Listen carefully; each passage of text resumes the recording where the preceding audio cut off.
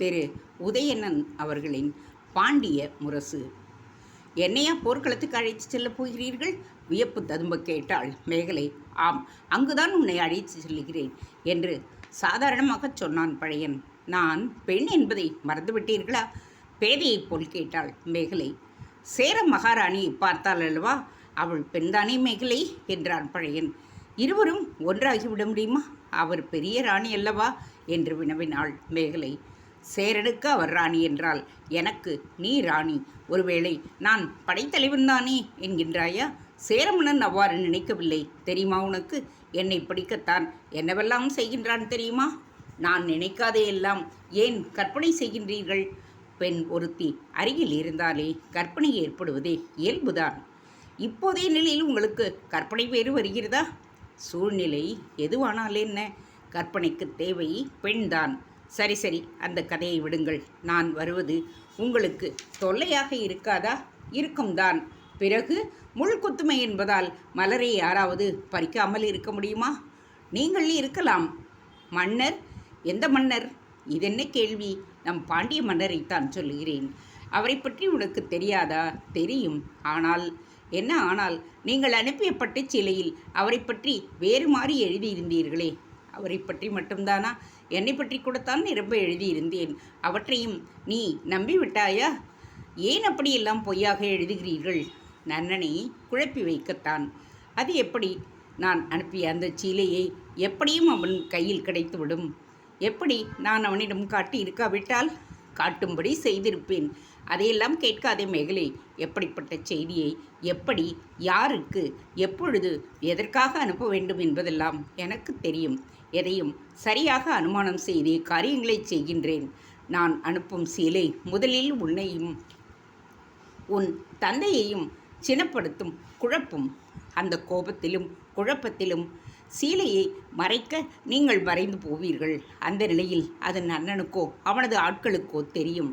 அந்த செய்தியை நன்னன் அறிந்தால் அவன் நன்றாக குழம்புவான். ஏற்கனவே மந்த புத்தி கொண்ட அவனுக்கு இது போன்ற குழப்பங்கள் அசையொட்டாமல் செய்துவிடும் அவனை. அப்பொழுது என்னுடைய பிற காரியங்கள் எளிதில் நிறைவேறும். இப்படியெல்லாம் எண்ணித்தான் திட்டம் தீட்டினேன். இம்மி கூட பிசகவில்லை. சீலை செய்தி வைத்து நான் தவறான முடிவுக்கு போயிருந்தால் போக முடியாது மேகலை.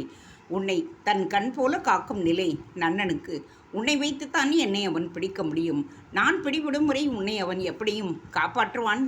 அது மட்டுமல்ல, சீலையை அனுப்பியதுதான், பேசாமல் நான் உட்கார்ந்து விடவில்லையே. உன் இருப்பிடத்தை அறிந்து கண்காணித்தபடியே தான் காரியங்களை செய்து கொண்டிருந்தேன். சந்தனக்கோட்டைக்கு வந்து நீங்கள் காப்பாற்றவில்லையே, ஏன்?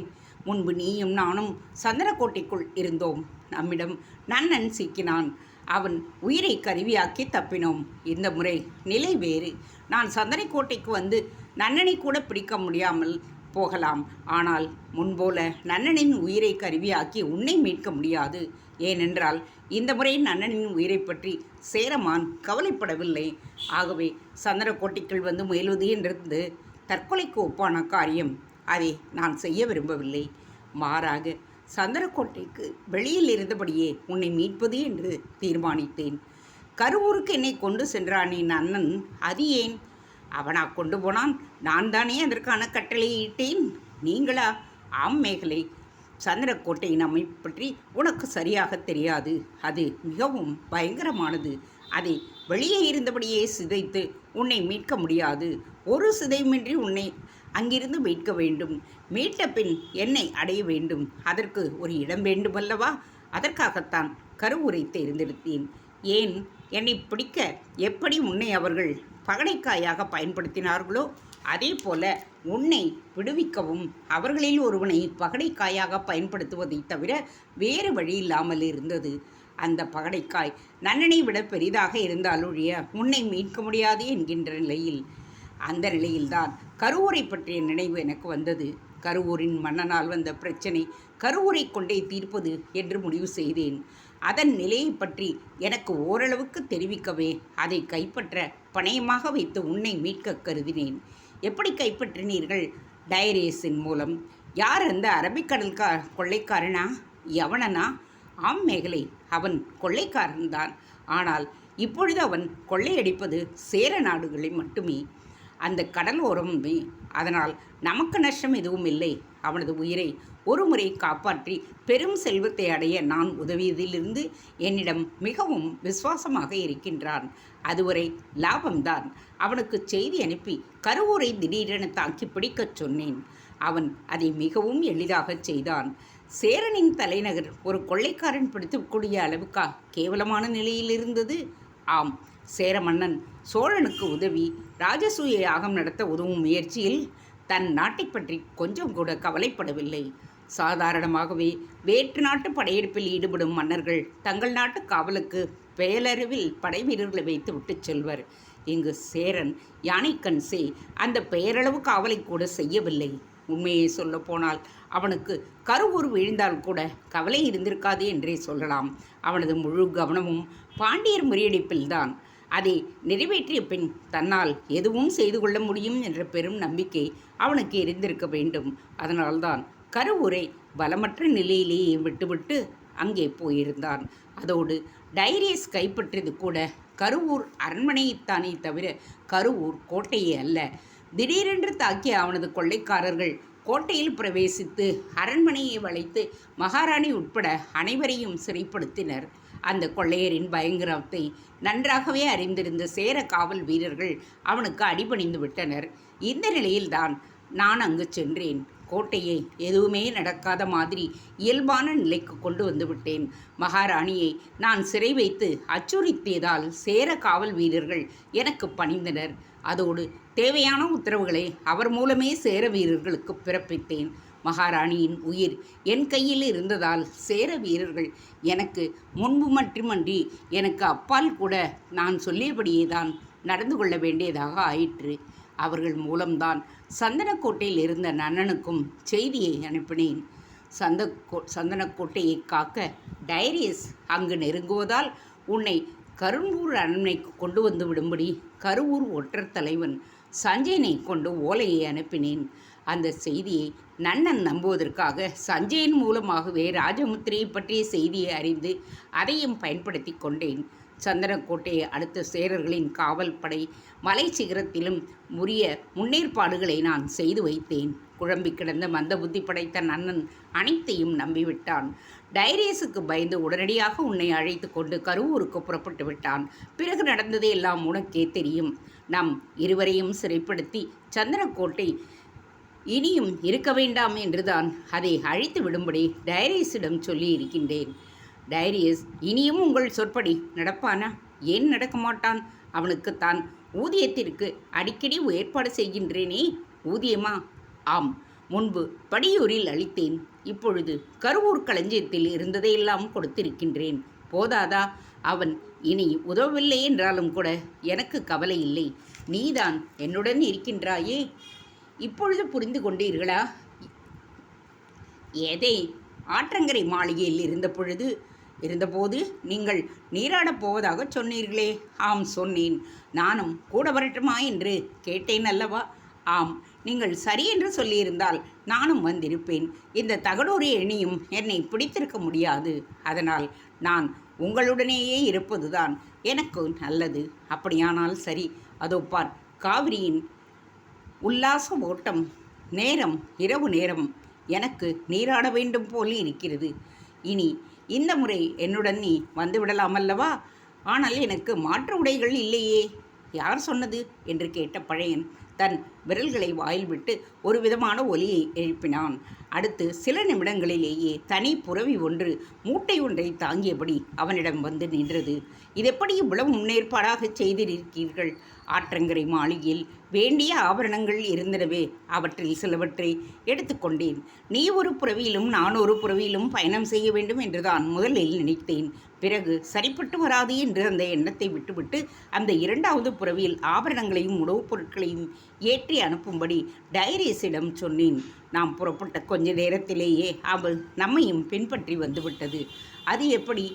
இவ்விரண்டு புறவிகளுக்கும் நம்மை போல இவைகள் எதையும் சொல்லித்தர வேண்டியதில்லை.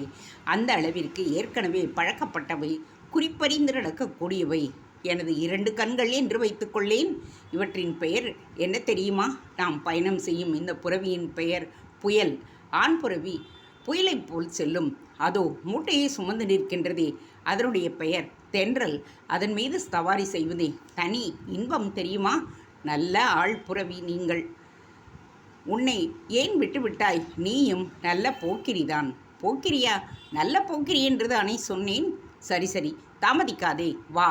அலுப்பை போக்கிக் கொண்டால்தான் நாளை மாலைக்குள் போக வேண்டிய இடத்தை அடைய முடியும் என்று கூறிக்கொண்டே புறவியிலிருந்து குதித்த அவன் அவளையும் கீழே இறக்கி பின் புறவிகளை நோக்கி மீண்டும் ஒரு குரல் கொடுத்தான். புயலும் தென்றலும் அந்த இடத்தை விட்டு அகன்றன. இந்த இரண்டும் சிறந்த ஒற்றறியும் புறவிகள். நாம் இருக்கும் இடத்திற்கு அருகிலேயே இருக்கும். ஏதேனும் ஆபத்து என்றால் குரல் கொடுக்கும். கவலையே இல்லை என்று கூறிவிட்டு மேகலையின் கையை பிடித்து கொண்டு காவிரியை நோக்கி ஓடினான். ஆற்றங்கரை மாளிகையை விட்டு புறப்பட்ட பொழுது விடியும் நேரமாகிவிட்டு இருந்தது. அங்கிருந்து நேர்கிழக்கில் ஆற்றங்கரை ஓரமாகவே பயணம் செய்தான். தன்னுடைய இருப்பிடம் ரகசியமாகவே இருக்கட்டும் என்று கருதிய அவன் ராஜபாட்டைகளை தவிர்த்து காவிரி கரையோர காட்டு வழியிலேயே பயணம் செய்தான். அதனால் சற்று நிதானமாகவும் எச்சரிக்கையமாகவே செய்ய வேண்டி இருந்தது. எனவேதான் அவன் உறையூரை அடையும் பொழுது சாய்ந்து இருள் எழுந்துவிட்டது. இந்த நிலையில்தான் மேகலையுடன் காவிரி ஆற்றை நோக்கிச் சென்றான் பழையன். கவலைகள் ஏதுமின்றி அவளுடன் ஆசை தீர நீராடினான். அவளோடு நீராடும் சுதந்திரத்திற்கு இணை வேறு எதுவுமில்லை என்று கருதியவனாக நீராடினான். தங்களை எச்சரிக்க புறவிகள் இரண்டு இருப்பதை பழையன் கூறிவிட்டதால் மேகலையிடமிருந்த பயமும் நீங்கிவிட்டது. பயம் நீங்கியதால் தயக்கமும் நீங்கியதனால் சுதந்திரம் கொடிகட்டி பறந்தது. ஆனால் அவர்கள் முற்றிலும் எதிர்பாராத ஆபத்து ஒன்று அங்கே இரண்டு உருவங்கள் வடிவில் இருக்கத்தான் செய்தது. அந்த இரண்டு உருவங்களும் ஆற்றங்கரை நாவல் மரக் கிளைகள் இரண்டில் படுத்துக்கொண்டு இருவரையும் கவனமாக பார்த்து கொண்டே இருந்தன. ஆகாயத்தில் சந்திரன் மேகத்துக்குள் மறைவதும் வெளிப்படுவதுமாக இருந்தது. அதேபோல் பழையனும் மேகலையும் ஆற்றுக்குள் மறைவதும் வெளிப்படுவதுமாக இருந்தார்கள். விளையாடுகிறார்களா அல்லது நீராடுகிறார்களா என்று அனுமதிக்க முடியாத விதத்தில் அவர்களது நடவடிக்கை இருந்தது. அவன் தன்னுடைய அலட்சியத்தையும் முரட்டுத்தனத்தையும் காட்டி நீந்தியும் தாவியும் பாய்ந்தும் நீராடினான். மேகலையோ மகிழ்ச்சி வெள்ளத்தில் மூழ்கி விஷம குதூகலத்துடன் நீரில் நீந்தி விளையாடினாள். நீருக்குள் மூழ்கி திடீரென்று காணாமல் போனது போல் நடித்தாள். பழையன் அவ்வாறு நடித்தவுடன் அவனை தேட நீரில் மூழ்கினாள். அந்த சந்தர்ப்பத்திற்காகவே காத்திருந்த பழையன் அவளை இழுத்து அணைத்து அவள் கோபப்படுபவள் போல நடித்தாளே தவிர விலகி ஓடவில்லை. வீரம் செறிந்த காதலனோடு அவள் இத்தகைய ஒரு சந்தர்ப்பத்தை தனக்கு கிடைத்த வரப்பிரசாதமாக எண்ணி ஈடுபாடு கொண்டவளாக அவனை விஷமங்கள் செய்ய தூண்டி நீரில் மறைந்து பின் அவளது வெட்கம் கெட்ட ஆனந்த விளையாட்டை கண்ட விண்மீன்கள் எள்ளி நகையாடுவது போல் கண் சிமிட்டின. ஆற்றங்கரை நாவல் மரக்கிளைகளில் ஊர்ந்து கிடந்த இருவருக்கு மட்டும் இவர்கள் விளையாட்டுக்கள் மிகுந்த எரிச்சலை தந்தன. நேரங்கெட்ட நேரத்தில் நீர் விளையாட்டு என்ன வேண்டி இருக்கிறது இவர்களுக்கு? அதுவும் இவ்வளவு நேரமா? நீண்ட நேரமாக நீராடி கொண்டிருக்க வேறு சமயமாக கிடைக்கவில்லை என்று எரிச்சலடைந்த அவர்களுக்கு ஆகாயத்தின் பேரிலும் ஆத்திரமாகத்தான் இருந்தது. இன்றென்ன என்றுமில்லாத விதத்தில் மேகக்கூட்டங்கள் வந்த வண்ணமாகவும் சந்திரனை மறைத்த வண்ணமாகவும் இருக்கின்றன. வெறும் சந்திர ஒளியில் அவர்களை காண்பதே பெரும் கஷ்டமான காரியம். இதில் அந்த ஒளி அடிக்கடி மறைந்தால் எப்படி பார்ப்பது? அவர்களை குறிவைப்பது போதாக்குறைக்கு காவிரியின் அகலம் வேறு. அகலமில்லாத இடத்தில் இருக்கக்கூடாதா அவர்கள்? அகலம் அதிகமான இடத்தில், அதுவும் நடு காவிரியில் போய் விளையாடி கொண்டிருக்கிறார்களே. இவர்களை இந்த சந்திர ஒளி அதிகமில்லாத நிலையில் குறிவைப்பதோ வேல் எறிந்து கொள்வதோ அம்பு எறிந்து வீழ்த்துவதோ எப்படி சாத்தியமாகும்? இருக்கட்டும், எப்படியும் இங்கு கரையேறத்தானே வேண்டும் என்று தீர்மானித்து கொண்டார்கள் அவர்கள். சேர மன்னனால் அனுப்பப்பட்டவர்கள் அந்த இரண்டு வில் வீரர்களும். சேர மன்னனுக்கு எழினியின் மீது நம்பிக்கை கிடையாது. எனவே தான் எழினி சூளுரைத்து விட்டு சென்றாலும் அவனால் பழையனை பிடித்து வர முடியாது என்று உறுதியாக நினைத்தான். ஆகவேதான் பொருணன் வசம் இருந்த வில் வீரர்கள் இருவரை அனுப்பி மறைந்து இருந்தாவது அவனை கொன்று விடும்படி உத்தரவிட்டு அனுப்பினான். அவனை மடக்குவதும் சிறைப்பிடிப்பதும் முடியாத வேலை என்பதும் அவனை நேருக்கு நேர் நின்று வீழ்த்துவதும் வெறும் கனவு என்பதும் அவனுக்கு சந்தேகமில்லாமல் தெரிந்த காரணத்தால் அவனை தீர்த்துவிடவே விரும்பினான். அந்த காரியத்தை வஞ்சமாகத்தான் செய்ய வேண்டும் என்பதும், மறைந்து இருந்தாவது அதை நிறைவேற்றிவிட வேண்டும் என்பதும் அவனுக்கு தீர்மானமாகிவிட்டதால் தன் தர்ம நியாய நெறிகளையெல்லாம் ஒதுக்கி வைத்துவிட்டு வில் வீரர்களை அனுப்பி வைத்திருந்தான்.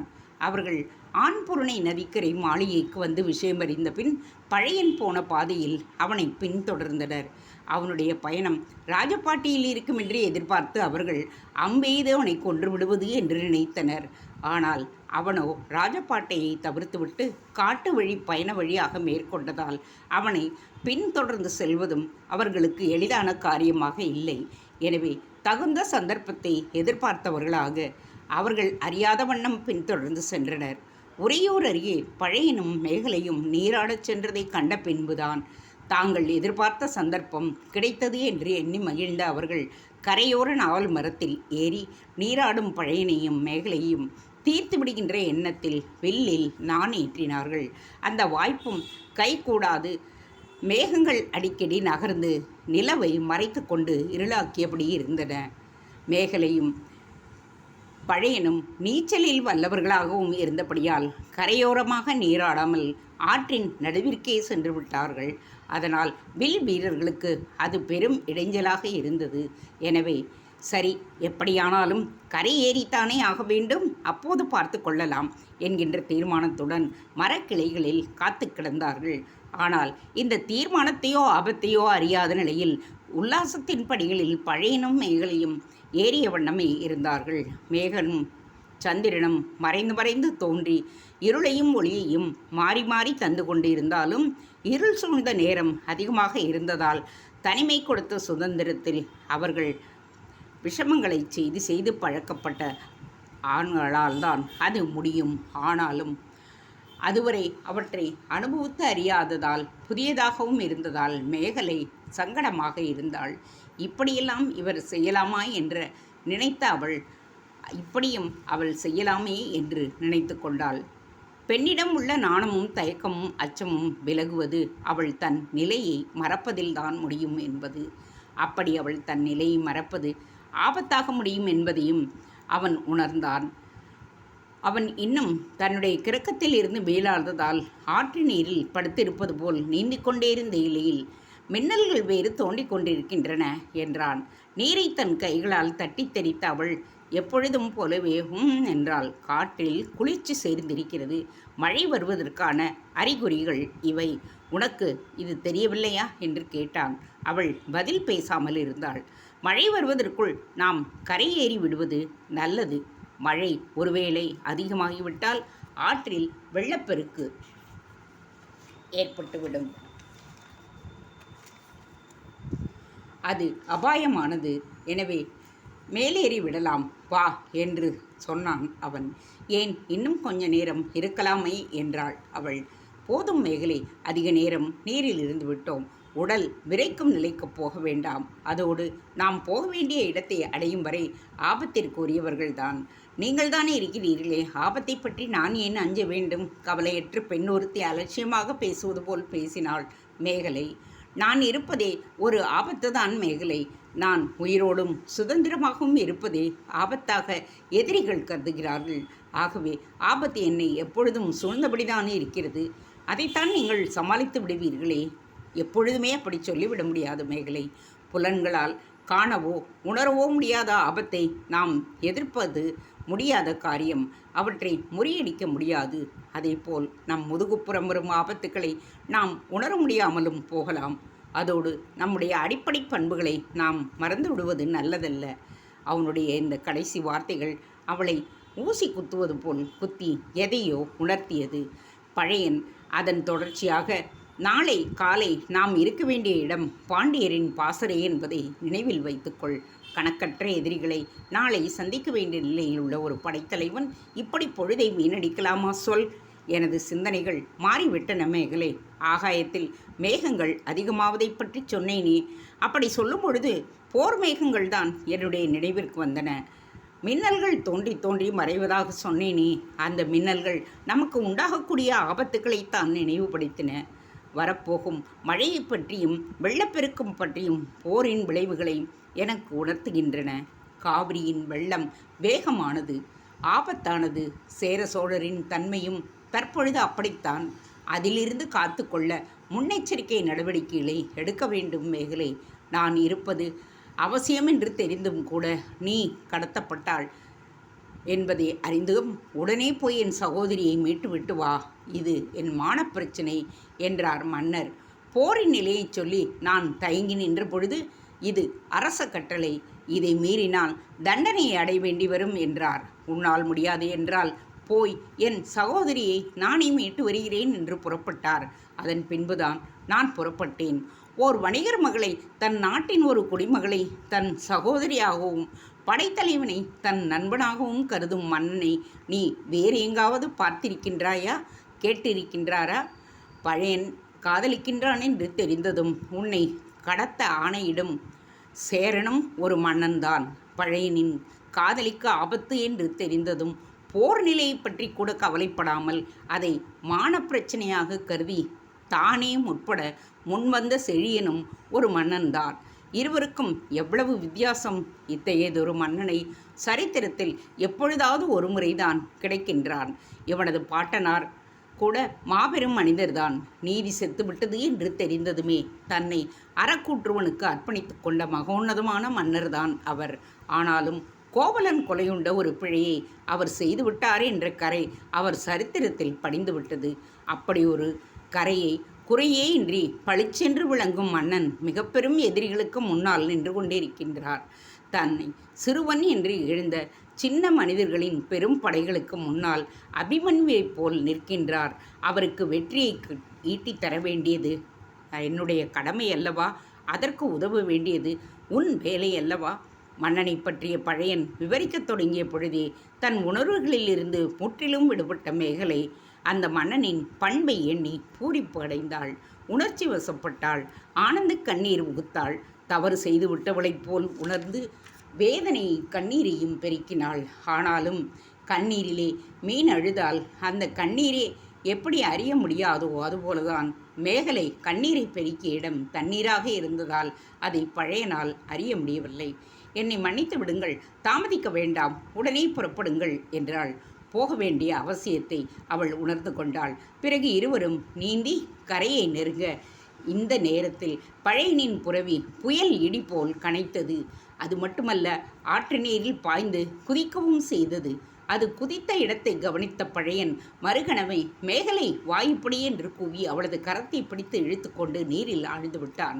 அதோ அதோ என்ற குரல்கள் அதே சமயம் கரையில் எழுந்தன. பழையன் நீரில் மூழ்கிய இடத்தில் அம்புகள் பல சரமாரியாக வந்து விழுந்தன. பழையனோ தண்ணீரில் மூழ்கிய மறுகணமே இடம்பெயர்ந்து மேகலையுடன் தண்ணீருக்குள்ளேயே நீந்தினான். அதே சமயம் வானம் மேலும் இருண்டு போகும் விதத்தில் மேகங்கள் பெருமளவில் தழைத்தன. பழையன் சில நிமிடங்கள் வரை மேகலையுடன் நீருக்குள் நீந்திய பின்பு ஆற்றின் மேற்கே சிறிது தள்ளி மேலே எழுந்து கரையை நோக்கிய பொழுது அங்கே பந்தங்கள் ஏற்றப்படுவதற்கான அறிகுறிகளை கண்டான். பிறகு மேகலையிடம் எதையோ சொல்லிவிட்டு மீண்டும் நீரில் ஆழ்ந்து கரை ஓரமாகவே அவளுடன் நீந்தினான்.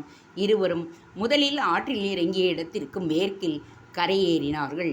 கரையை ஏறியதும் புரவியை அழைக்கும் குரலை எழுப்பினான் பழையன். ஈர உடையுடன் இருந்த மேகலை குளிரில் நடுங்கினாள். அவளை அணைத்து கொண்ட பழையன், சற்று பொறுத்துக்கொள் மேகலை, தென்றல் புரவி வந்துவிடும், ஆடைகளை மாற்றிக்கொள்ளலாம். எதிரிகள் என்று கேட்டாள் மேகலை. அதை பற்றி நீ கவலைப்படாதே என்றான். குரல் கொடுத்தீர்களே, நம்முடைய இருப்பிடத்தை அறிந்து கொண்டிருக்க மாட்டார்களா? வீரனுக்கு அழகு எதிரியை அழைப்பதும் போரிடுவதும் தானே மேகலை என்று கூறி சிரித்தான் பழையன். வானம் இருண்டு விட்டது. அவர்கள் பந்தத்தை கொளுத்தினாலும் இதோ வீசுகின்ற குளிர்காற்று, பெய்யப்போகும் மழையும் அதை அணைத்துவிடும். அதோடு வந்திருப்பவர்கள் 2 பேர் மட்டும்தான் என்று தோன்றுகிறது. அது மட்டுமின்றி அவர்கள் மூளை பலம் இல்லாதவர்கள் என்றும் தோன்றுகின்றது. இல்லையானால் நாம் கரையேறும் வரை காத்திருந்திருப்பார்கள். இவர்கள் அவசரக்காரர்களாக இருக்கிறார்கள். நம் புறவிகளை கனைத்ததும் நீரில் பாய்ந்ததும் நம்மை எச்சரிக்கத்தான் என்பது நமக்குத்தான் தெரியுமே தவிர அவர்களுக்கு தெரியாது அல்லவா? புரவிகள் கனைத்துவிட்டு நீரில் பாய்ந்த பொழுது அவர்கள் நம்மை கண்டிருக்கின்றார்கள். புரவி பாய்ந்ததையும் கவனித்திருக்கிறார்கள். என்னவோ ஏதோ என்று குழம்பி போய் விவேகமின்றி அம்பெய்ய துவங்கிவிட்டார்கள். நீரில் இருக்கும் நம்மை நோக்கி சரிவர பார்க்க முடியாத இருட்டில் அம்பு எய்வது பைத்தியக்காரத்தனம் அல்லவா? நாம் நீரில் மூழ்கிவிட்டதால் அந்த இருட்டில் எதையும் அவர்கள் இலக்காக வைத்து அம்பு எய்த முடியாது. பந்தத்தை கொளுத்தித்தான் என்ன செய்வது? ஆற்றில் இறங்கி தேடவா முடியும்? மொத்தத்தில் நம்மை கொல்ல நீண்ட நேரமாக காத்திருந்தவர்கள் சிறிது நேரத்தில் தடுமாறி போய் மடத்தனம் செய்து விட்டார்கள். பழையன் பேசி முடிப்பதற்கும் அவனது தென்றல் புரவி அங்கு வந்து நிற்பதற்கும் சரியாக இருந்தது. அது கழுத்தில் சுமந்திருந்த ஆபரணங்களை எடுத்து இருவரும் அணிந்து கொண்டார்கள். அசந்தர்ப்பத்திலும் அவசரத்திலும் அவர்கள் அணிந்து கொண்ட விதம் கூட அழகாகத்தான் இருந்தது. ஆனால் அழகை உணரும் சமயமோ ரசிக்கும் சமயமோ அங்கு இல்லை. தன்னுடைய மற்றொரு புரவியான புயலையும் அழைக்கும் பொருட்டு குரலை எழுப்பினான் பழையன். புரவிகள் நமக்கு எவ்வளவு உபயோகமாக இருக்கின்றது பார்த்தாயா? இவை மட்டும் இல்லாது போனால் ஆபரணங்களை கரையிலேயே வைத்திருப்போம். அலை வந்து மாவீரர்களிடம் சிக்கி நாம் இங்கே ஈரவுடையுடன் திண்டாட வேண்டி இருந்திருக்கும். அதேபோல் அந்த புரவி புயல் மட்டும் கனைக்காமல் இருந்திருந்தால் நான் எச்சரிக்கை அடைந்திருக்க மாட்டேன். அதில் நீரில் பாயாது நின்றிருந்தால் நான் நீரிலேயே சமாதி ஆகியிருப்பேன். என்ன செய்ய வேண்டும் என்பதை எவ்வளவு சரியாக செய்து காட்டியது பார்த்தாயா அது? சரி சரி, விருந்தாளிகள் நம்மை தேடி வராததால் நாமே போய் அவர்களை தேடுவோம் என்றான். அவர்களை நாம் தேட வேண்டும்? நிர்கதியாகவா விட்டுவிட்டு போவது? வா மேகலை, விசாரிக்க வேண்டாமா அவர்கள் யார் என்பதே? இடியோசையும் கடல் வெள்ளமாயும் அமளித்துளியும் செய்தே எதிரிப்படையின் சாதாரண நடத்தையாக இருந்தாலும் அவரிடமிருந்து மாறுபட்டு அவர்களுக்கு முற்றிலும் சம்பந்தமில்ல ஒன்றாகச் சென்றது. சோழன் செய்த காரியத்திற்கு சோழ நாட்டையே சுடுகாடாக ஆக்கியிருக்கலாம் நெடுஞ்செழியன். அவ்வாறு அவன் என்ன முற்படவில்லை. உறையூரில் தன்னை அவன் தாக்குவான் என்று எதிர்பார்த்த பொழுது சேர சோழ படைகள் அங்கு தென்படவில்லை. உறையூரை விட்டால் தஞ்சாவூரிலாவது மோதல் இருக்கும் என்று பார்த்தால் அங்கும் அவர்களை காணோம். இப்படி எதிரிகளை இழுத்தடிக்கும் காரியத்திற்காக அவர்களது நாட்டு மக்களை வீழ்த்தி இருக்கலாம். நெடுஞ்செழியனே அங்கெல்லாம் நான் சிறுவன் அல்ல, பெருந்தன்மையானவன் என்பதை நிரூபித்தான். எந்த பகுதியிலும் ஊருக்கு சென்று தொல்லை தராமல் எல்லை பகுதிகளை ஒட்டியபடியே படைகளை நடத்தினான். ஒரு சில இடங்களில் சிதையின் நிலையிலிருந்த ஏரிக்கரைகள் அவனது வீரர்கள் பழுதுபார்க்கப்பட்டன. அவனது பண்பு சோழ மக்களை பெரிதும் கவர்ந்ததால் அந்த படையெல்லை அவர்கள் வாழ்த்தினர். படைகள் கேட்காமலேயே அவைகளுக்கு வேண்டிய உதவிகளை மக்கள் செய்தனர். படைகளுடன் சென்று உணவுப் பொருட்களை கொண்ட வண்டிகளை எண்ணிக்கையும் அதிகரித்தன. சேர சோழரது படையெடுப்பு அந்த மன்னர்களது சொந்த விருப்பங்களின் முடிவே அன்றி அந்த நாட்டு மக்களின் விருப்பம் அல்ல என்று மக்களின் பெரும்பாலானோர் சொல்லினர். மக்களின் நலனை நேசிக்காமல் யோசிக்காமல் உதாசீனப்படுத்திவிட்டு அழிவு வேலைகளில் ஈடுபடும் மன்னர்கள் தங்கள் சொந்த நாட்டு மக்களாலேயே கைவிடப்பட்டு விடுவார்கள் என்பதை சந்தேகத்திற்கு இடமின்றி உணர்த்துவது போல் அமைந்தது அவர்களுடைய உதவிகளும் வாழ்த்துக்களும். இப்படி தங்கள் பண்பாலும் லட்சியத்தாலும் செம்மையாக படைநடத்தி சென்ற பாண்டியன் நெடுஞ்செழியன் வெண்ணி பரந்தலையை அடைந்தான். அங்கே நீண்டு பரண்டு கிடந்த சமவெளியையும் அதில் கண்ட இடங்களிலெல்லாம் குத்துக்கற்களாய் நின்ற நடுக்கற்களையும் அவற்றில் அகன்றும் உயர்ந்தும் படுத்தும் இருந்ததையும் படைவரைவு கேட்டு அவைகள் இறைச்சலிட்டு ஓடியதையும் கண்ட பாண்டிய மன்னனுக்கு பண்டைய வரலாறு நினைவிற்கு வந்தது. இதே இடத்தில் பல வருடங்களுக்கு முன்னால் நடந்த பெரும் போரை நினைவு கூர்ந்தான். அந்த போர் வேறு நாட்டு மன்னர்கள் பகையில் நடந்த போர் அல்ல. ஒரே குலத்தில், அதாவது சோழர் குலத்திற்குள்ளேயே நேர்ந்த பூசல் போராக வெடித்தது.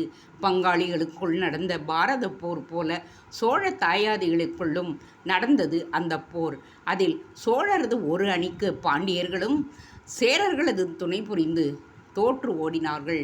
தற்போதைய பாண்டியனை சேரரும் சோழரும் சேர்ந்து எதிர்க்க முற்பட்டிருக்கின்றார்கள். இது என்ன விந்தை? இது என்ன ஆட்சி முறை? என்ன கொள்கை? என்ன நியாயம்? இந்த போரெல்லாம் எதற்கு? இந்த மன்னர்களெல்லாம் சமாதானமாக வாழவே முடியாதா? இவர்களெல்லாம் யாருக்காக ஆளுகிறார்கள்? மக்களை பற்றிய கவலைப்படாத இவர்களுக்கெல்லாம் நாடு எதற்கு? நடப்பு எதற்கு? இப்படியெல்லாம் பாண்டிய மன்னனின் சிந்தனை ஓடிய பொழுது அதை கலைத்தாள் ஒரு தளபதி. மன்னவா, அதோ பார்த்தீர்களா அந்த நடுக்கல்லை என்று கேட்டு அவனை அழைத்துச் சென்று ஒரு நடுக்கல் முன் நின்றிருந்தான் அந்த தளபதி. அது உயரமாகவும் அகலமாகவும் ஏறக்குறைய சுவர் போல அமைந்திருந்தது. அதற்கு மஞ்சள், குங்குமம் போன்றவற்றால் மங்கள அலங்காரங்கள் செய்யப்பட்டிருந்தன. ஒரு சில நாட்களுக்கு முன்பு அங்கு மங்கள விழா எடுக்கப்பட்டதற்கு அடையாளமாக சிதறி கிடந்தன தேங்காய் ஓடுகளும் மாலைகளும். அந்த கல்லில் இடையே இருந்த எழுத்துக்களை சுட்டிக்காட்டிய தளபதி, மன்னவா, இந்த நடுக்கல் சோழன் இருங்கோவேலுக்கு கருதி சோழ தேயத்து அவன் மாண்ட இடம் இதுதான் என்றான். ஆயிரம் ஆயிரம் நடுக்கற்களை நடுவதற்கு வழிவகுத்து விட்டவனான பாதகன் இருங்கோவேலின் நடுகல்லை கண்டபொழுது அவனது பேராசையும் வஞ்சக அரசியலும் நினைவிற்கு வந்தது. அவன் மட்டும் தன் தாயாதியை தீயிட்டு கொளுத்தாமல் விட்டிருந்தால் வெண்ணிப்போர் விளைந்திருக்காது. கரிகாலன் என்னும் மாபெரும் மன்னனும் உருவாக்கி இருக்க மாட்டான். இப்படி வீழ்ச்சி ஒன்றுக்கும் எழுச்சி ஒன்றுக்கும் காரணமாக இருந்த இருங்கோவேலின் நடுகல்லை பார்த்துவிட்டு, இதற்கு இப்பொழுது என்ன தளபதி என்று கேட்டான் பாண்டிய மன்னன். நமக்கு முன்னால் சேர சோழ படைகள் இந்த வெண்ணியை கடந்திருக்க வேண்டும். அப்பொழுது சோழ மன்னன் இந்த நடுகல்லை பார்த்திருக்க வேண்டும். இங்கே விழா எடுத்திருக்க வேண்டும் என்றான் தளபதி. இருங்கோவேல் எப்படிப்பட்டவன் என்றாலும் சோழர் குலத்தவன். எனவே அவனது நடுகல் சோழருக்கு புனிதம் வாய்ந்தது. அதற்கு விழாவெடுப்பது இயல்புதான் என்றான் நெடுஞ்செழியன். இந்த நடுகல்லின் கீழே ஒரு ஓலை கிடந்தது. இது யார் எழுதியது என்ற விவரமில்லை என்று கூறி தான் கண்ட ஓலையை மன்னனிடம் கொடுத்தான் தளபதி. நெடுஞ்செழியா, இங்கேதான் பாண்டியன் தோற்றோடினான், முடியையும் கொடியையும் இழந்தது. அந்த நிகழ்ச்சி நடைபெற வேண்டிய இடத்திற்கு அருகில்தான் நீ இருக்கிறாய். முடியும் கொடியும் ஜாகிரதை என்று இருந்தது ஓலையில். அதை படித்து புன்முறுவல் கொண்டான் நெடுஞ்செழியன். சேரன் கூடத்தான் இங்கே தோற்றோடினான். அவ்வளவேன், இங்கு செத்தும் தொலைந்தவனும் சோழன்தான். ஆகவே முடியும் கொடியும் தலையும் பாதுகாக்கப்பட வேண்டியது சேரனுடையதும் சோழனுடையதும் தானே என்றான் தளபதி. அரியணை ஏறும் பொழுதே முடியை பற்றும் கொடியை பற்றியும் ஒருவித ஜாகிரதை உணர்வு ஒவ்வொரு மன்னனுக்கும் இருக்கவே செய்யும். அதை பிறர் உணர வேண்டியவில்லை, உணர்த்தவும் வேண்டியதில்லை. ஆளத் தொடங்கிய பிறகு சில நேரங்களில் அந்த உணர்வு மறையலாம். ஒருவேளை அந்த வகையில் அவன் எனக்கு ஞாபகப்படுத்தி இருக்கின்றானோ என்னவோ. நல்ல அறிவுரையைத்தான், அதை நான் ஏற்றுக்கொள்கிறேன் என்று சொல்லிவிட்டு மீண்டும் புன்முறுவல் கொண்டான் மன்னன். தளபதி நிச்சயமாக அந்த புன்முறுவலை எதிர்பார்க்கவில்லை. அவன் என்ன, யாருமே எதிர்பார்க்க முடியாததுதான். ஓலையை படித்ததுமே வெகுண்டு எரிமலை போல் சீர்வார்கள் என்றுதான் யாருமே எதிர்பார்க்க முடியும். அப்படி இருக்க ஓலை செய்தியை சகஜமாக எடுத்துக்கொண்டு மன்னன் சாந்த சுரூபியாக காட்சியளித்தது தளபதியை மெய்சிலிருக்க வைத்தது. இப்படிப்பட்ட மன்னனிடம் தளபதியாய் பறிபுரிவதை பெரும் பாக்கியமாக கருதினான் அவன். பிறகு படைகள் வெண்ணியை விட்டு தகடூரின் காவல் வளையம் போலிருந்த கோரையாற்றங்கரையை அடைந்த பொழுது பாண்டிய தளபதி அதுவரை மன்னனை வந்து பாசறையில் சந்தித்து விட்டான். அதுகை மதுரை போரின் போது எழினியின் தாக்குதலால் சற்றே காயப்பட்டிருந்த அவன் உடனடியாக மருத்துவ சிகிச்சை செய்து கொண்டு நெடுஞ்செழியன் உறையூரை தாண்டிய சமயத்தில் வந்து சேர்ந்து கொண்டான். அதிலிருந்து ஒற்றறியும் பிரதான பணியை அவனையே ஏற்றுக்கொண்டு ஒற்றர் பிரிவு ஒன்றுடன் பாண்டிய மன்னன் செல்வதற்கு முன்பே சென்று விடலாம். நிலவரத்தை அறிந்து செய்திகளையும் அவன் அனுப்பி கொண்டிருந்தான். அவன் அனுப்பி வைத்த செய்திகளுக்கு முற்றிலும் மாறுபட்ட செய்தியாக இருந்தது தகடூரை பற்றிய, நீடூரை பற்றிய செய்தி. பாண்டியனின் படை மண்டலத்தை விட்டு சோழ மண்டலத்தில் நுழைந்ததிருந்து அதற்கு எதிர்ப்பு என்று ஒருவரிடமிருந்தும் எழவில்லை. மாறாக வரவேற்பும் வாழ்த்துக்களுமே கிடைத்து வந்தன. அப்படிப்பட்ட வரவேற்போ வாழ்த்தோ இல்லாமல் நீடூரில் எதிர்ப்பு கிளம்பியதும் அதை செய்தியாகவே அனுப்பி பேசாமல் உட்கார்ந்து விடாமல் நேரடியாக வந்து பாண்டிய மன்னனிடமும் தெரிவித்தான் அதுகை.